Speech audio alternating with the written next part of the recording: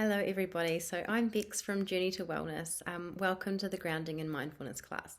So thank you for bearing with me that this video is split into two pieces. So this is part one, and I'm going to explain to you in this part of the video all about grounding, mindfulness, what they are, what they do as a benefit to you, and also how we can use them in really bite-sized chunks. And then in part two, which you've already got the link to, you'll have the guided practices that you can weave into your day. So let's just crank into it and get started by talking about, well, what is mindfulness? So, mindfulness is about being aware of your experience in the present moment. So it's that practice of noticing your thoughts, noticing your physical sensations, noticing your surroundings, and doing that without any judgment, just without trying to change things. So it's sort of about turning off our autopilot, that mode that we get into where we're kind of not really thinking and we're just off, or we're following thoughts. And we're switching to becoming intentionally in the here and now. So you can learn to notice when your thoughts have drifted off. Quite often they go off into the future or back into the past, and you can begin to notice that and to bring them back into the present moment. So when I like to explain mindfulness, I often explain it as your thoughts kind of falling somewhere along a timeline. And so back here we have the past, and out here we have the future, and here we have the present moment. And what can sometimes happen is we can get lost spending too much of our time thinking about the past. And if we do that, we may find that we dwell or we ruminate over things we wish were different. And what this can lead to is a feeling of guilt or depression, or perhaps being a bit trapped in grief. On the other end of that scale, if we spend a lot of our time drifting off into future concerns and worries, thinking of, what if this, and getting caught in that place, that future place, that is usually a place where the feelings of stress, anxiety, overwhelm, they tend to manifest and live there. So whereas right here, in the center, in the present moment, usually there's nothing too major for us to be concerned about. It's when our mind drifts that we notice those feelings of anxiety, those feelings of guilt or low mood coming up. So of course, very, very normal to spend time thinking about the past and the future.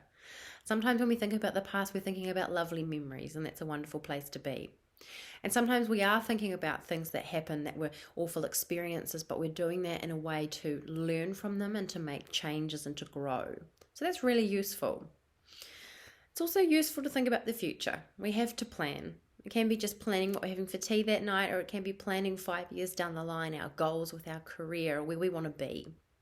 So those are really sensible things, responsible things to do. But it is possible to spend too much time in these places and get stuck on autopilot, get stuck, out of the present moment. So if you are someone who experiences anxiety or panic or depression, you've perhaps been through trauma, you're feeling stressed, you're feeling overwhelmed, maybe you're somebody who dissociates, kind of check out of your body and your present surroundings, then grounding and mindfulness are going to be really wonderful tools and really powerful tools to help you reconnect with your body, calm your nervous system, lower your stress levels, and just be present. So what is grounding? And so grounding is a practice, it's a way of becoming centered and present by tuning in and grounding yourself in the present moment. Kind of like anchoring yourself back into your body and into the here and now in a safe way. And the easiest way, the simple and effective way to do that is just to use your senses. So you can tune into your body using your sight, your sense of touch, your smell, your taste, and your hearing. So why do we practice mindfulness and grounding? So a mindfulness practice has been shown especially when practiced over time and consistently, it improves focus, it improves your concentration abilities, lowers anxiety, lowers stress, improves your mood. And I know that it's really easy to become overwhelmed at the idea of mindfulness and the idea of a practice, because we might assume that it means we've got to engage in a really formal kind of meditative process. Clearing the mind of thoughts, sitting in a zen-like, state without moving. But those are myths. So that's not how meditation or mindfulness works. So you can, of course, practice mindfulness through meditation, but even that doesn't mean you're clearing your mind. That's a practice of observation without judgment. So both meditation and mindfulness practices are really similar practices, and they're about observing without attachment. Because we know it's really, really easy to buy into our thoughts, to believe every single little one that we think, everything that pops into our mind we fixate on, or perhaps the worries and things that pop in. You've noticed that you sort of follow them all down rabbit holes. And you've probably had that experience of thinking one thing and then 10 minutes later kind of waking up and realizing I've totally spiraled and drifted off, and now I'm lost in this kind of mist of worry, or I'm panicking, or I'm feeling really overwhelmed or dissociated. So mindfulness and grounding is a way to teach us to observe a thought when it comes in, recognize that they're not facts, it's just a thought, and to create a little bit of distance, a bit of space between us and the thought. So when we think about the brain, our very busy brains, we all have thoughts and we can't control them. They just pop up.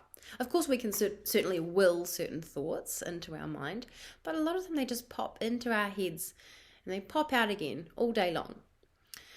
And researchers estimate that we have anywhere between 12,000 and 60,000 thoughts a day. And a huge proportion of those are repeat thoughts. Things like, what am I doing for tea? What's happening with the washing? Or repeat worries or repeat fixations on the body. Things we don't like about ourselves. And a lot of our thoughts in the day are negative. And this comes down to something called the negativity bias. So it's actually a survival trait that humans have adapted over the years. So back in our caveman days, it was really important that we scanned for danger all the time.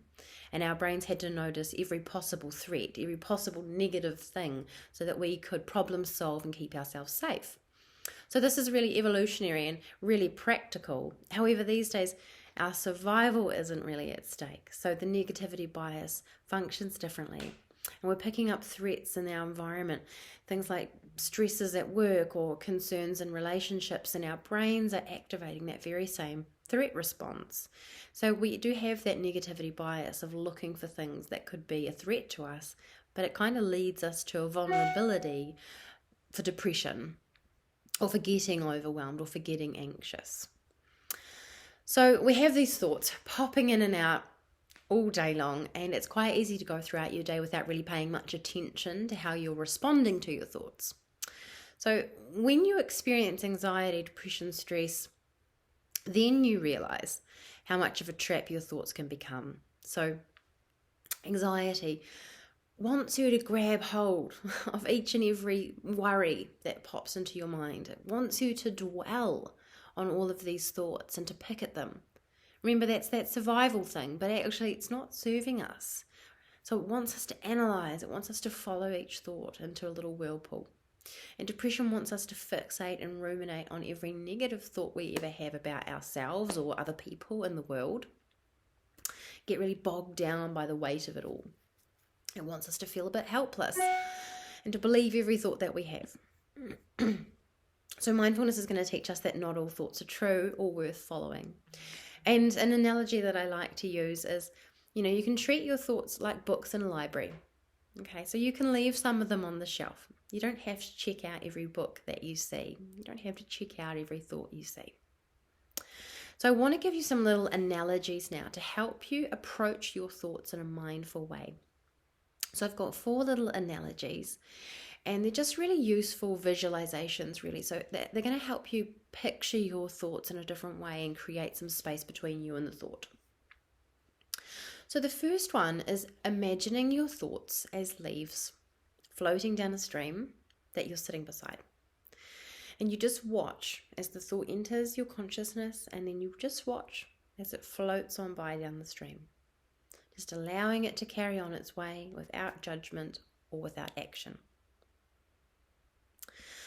So if you don't like leaves on a stream, you might like the idea of imagining your thoughts that enter your mind as clouds. So just imagining a big blue sky, and then every thought is a cloud that floats across the sky. You observe it. You know that it will pass in its own time, and it doesn't need any help from you, and you just allow it to be. So another one is picture your thoughts as snowflakes. So you notice them as they appear, you allow them to drift and float to the ground, they just melt away. You allow them to fall without trying to catch them or hold on to them. And sometimes it's just a lovely snowfall and it's soft and your thoughts are kind of just gently floating. And sometimes it's a bit of a snowstorm, but we can just sit inside and watch those thoughts. And then my favorite one is I love to imagine my thoughts when they appear in my mind as though they are like little raindrops running down a window pane. So when it's raining outside, we know that we can sit in the calmness inside, knowing that the storm outside doesn't affect us. So we just simply watch the raindrops as they appear, the thoughts as they appear on the glass. We notice them as they make that trail down the window, and they disappear. We just allow each raindrop, each thought to appear and to pass. So just as we do with our thoughts, we know we can't change the weather or the rain. So we can't change that it's there, but we can just watch and we can just observe. So let's talk about the breath in terms of how that fits in and why it's so powerful. So your breath is a really, really powerful tool to use in your grounding and mindfulness practice. So this is because your breath is your only real direct link to your parasympathetic nervous system. So that's your rest, digest, restore part of your autonomic nervous system. So your nervous system is broken into two branches. That's the sympathetic and the parasympathetic. So we've talked about sympathetic is the stress response. So that's the threat response. That's the anxiety and the stress. So when this is activated, or your amygdala, the little part in your brain that scans for danger, say that picks up a threat and it sends a signal down the brainstem to your adrenals. They sit on top of your kidneys and they release hormones, cortisol, adrenaline, noradrenaline into the body. Those are the stress hormones. Those are the things that are serving a really wonderful function of getting you ready to face a danger or a threat, getting you ready to run or to fight, to keep you safe. And that directs blood flow differently in your body. So you're going to get that redirection. It doesn't need you to be digesting your food right now. That's not going to keep you alive right now. So you'll get that whoosh feeling where you get butterflies in the tummy. And perhaps you feel nauseous and sick. And that's that redirection. I don't need blood flow here. I need it in my limbs, ready to fight or run. You might get that tingling feeling and your breathing is going to change and your heart rate changes. Tunnel vision, dizziness. All of that is anxiety responses, really normal responses to feeling under threat. So that's that sympathetic nervous system. So the parasympathetic nervous system is there to maintain and keep that balance. So we're never going to get stuck in this place. This can be a little dominant in our lives and a little unhelpful, but we'll never get stuck and go crazy and, be in a panic state forever. The parasympathetic nervous system is like a handbrake. So it's there to calm that down. And this is why the breath is so powerful, because it's the direct link to that system.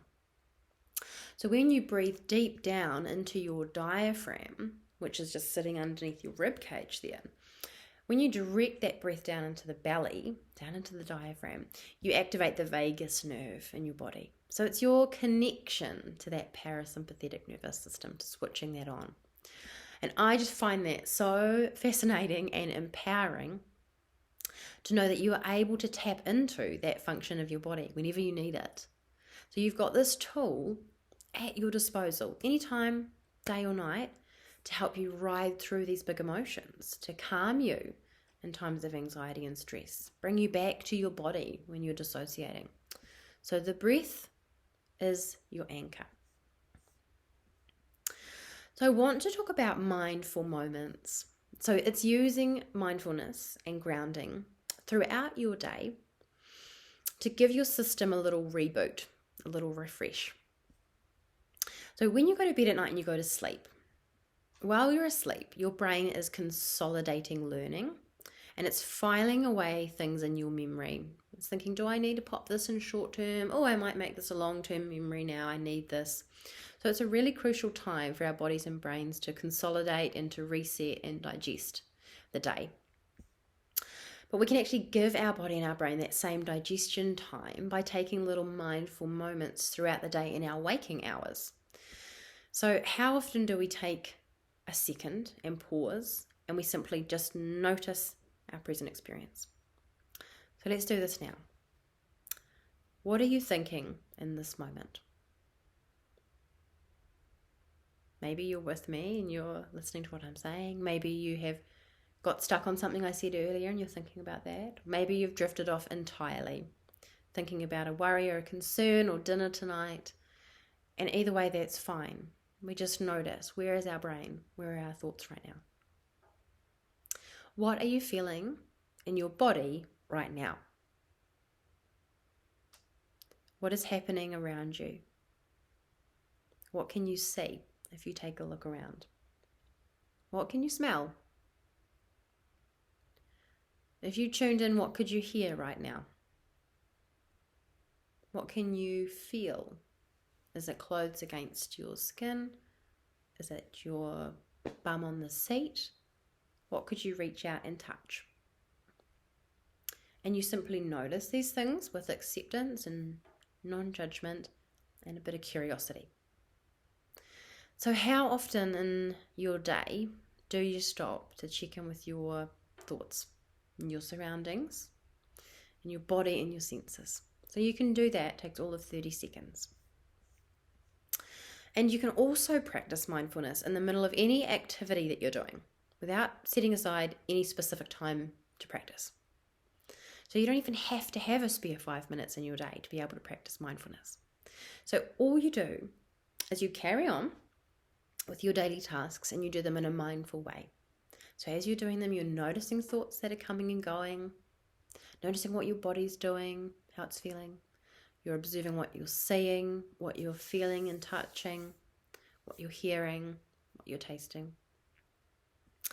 And a trick or a tip, a hint that I use to stay mindful, to remind myself how I might ground myself in a task, is I imagine I'm doing this task for the first time ever. So I imagine I'm almost having to write a handbook on how to do this thing. Or I imagine that I'm trying to describe and write really detailed instructions for someone who was blind or was deaf or who couldn't experience their senses. So I'm totally absorbing myself in the task to that kind of extreme extent of how would I describe this? What is every little thing I'm seeing, doing, feeling, touching, hearing? So I want to just give you a list of the daily tasks that you can do mindfully. These are the ones that I do. And you'll have plenty of your own things that you do every single day as rituals or habits that you could switch up and do mindfully. So one thing I do mindfully is I try to perhaps load or unload or do the dishes, or unload the dishwasher mindfully. So usually this is a clanging, bashing task that's done really quickly. My toddler's asking for something in the background. I'm not thinking about what I'm doing. I'm just flicking plates everywhere and getting them back in the drawers.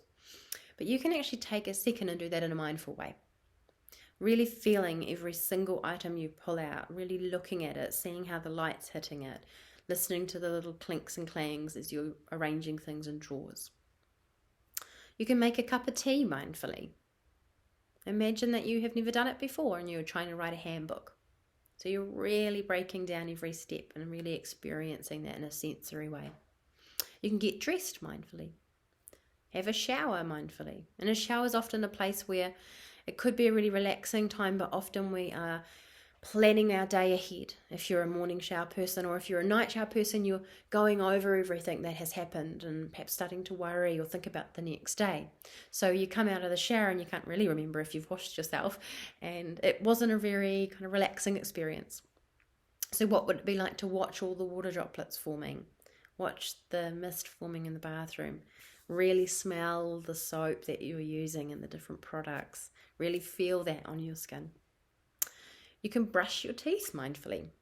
You could drive to or from work mindfully. This is a really useful one to do. So often we jump in the car and we're on autopilot because it's something we've done a million times before. So we're not thinking about the drive, we're thinking about what I have to do when I get to work, what I have to do when I get home. So what would it be like to really feel what the steering wheel feels like in your hand, and to listen to the sound of the car's wheels on the ground beneath you, and to feel all the little bumps as you're driving, and to really see your surroundings. Look for houses, buildings, or landmarks you haven't really noticed before. You can do this when you're walking to or from somewhere. It could be from your desk to the bathroom, from the kitchen to the laundry, anywhere. And it can be when you're cleaning as well, to do that in a mindful way. So I call it bite-sized mindfulness. So I want to introduce these techniques because they're simple, they're non-threatening. So it's not thinking, oh goodness, I've got to set aside half an hour to sit.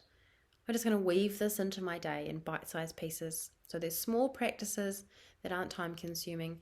And doing it in this way, practicing mindfulness in this way, to start with especially, but actually long-term, just makes it really achievable to incorporate in your day, and therefore you're likely to stick to it and create a habit through it. And when that happens, you're going to see those long-term results, changes in your brain's wiring. So you're going to improve focus, mood, you're going to decrease anxiety and stress. You'll also start to recognize, as you begin just to observe your thoughts, maybe using one of those analogies, that they are just thoughts, just emotions, passing experiences. They don't need to be hurried along or judged. And it's a really empowering shift when you come to that place. It creates such a sense of freedom. So that's really my big spiel and my big explanation around mindfulness and grounding. And so part 2, I lead you through a whole variety of really bite-sized mindfulness and grounding practices. And so I also offer the suggestion that as this comes as an ebook as well, that you could record yourself saying them, or that you can read any of the stuff that I've got in either of these 2 videos if you're more of a person who takes information in by reading. So I hope that was really, really helpful to hear just some more ways to approach thoughts and ways to approach mindfulness. Now go ahead and watch part 2, and that might be something that you like to come back to over and over again, to be guided through a practice. So you may like to set some time aside for part 2 throughout your week. Once a week you might like to sit down and do a practice there. So thank you for joining me. Thoroughly enjoyed doing our webinar, and my apologies again that this part didn't record, so I'm sorry for getting this to you a little later than part 2. Thank you very much, and I'm really looking forward to our next course and webinar together.